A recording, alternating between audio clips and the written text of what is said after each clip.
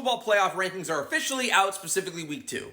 I haven't really been posting, but I've been watching a lot and I've come to some conclusions. My first conclusion was that at the beginning of the season, I think we all had the idea in our head that the 12-team playoff was going to reduce the amount of debate.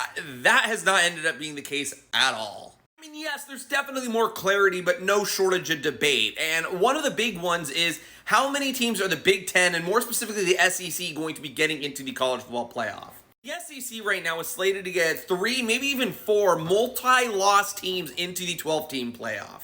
As an example, there's already conversations around what happens if BYU goes undefeated the rest of the season, but gets to the Big 12 championship game against likely Colorado here and loses. It's entirely possible that I guess they would be 12-1 at that point, BYU team would get left out of the college football playoff in favor of a 3-loss SEC team. And oddly enough, I could see a similar thing happening here to Indiana if they say lose to Ohio State and are 11-1 on the season. Now look, I'm not here to debate whether or not that's fair or not. You all can talk about that in the comments. The reality is there's been no shortage of debate in this sport, despite the fact they moved from a 14 playoff to a 12.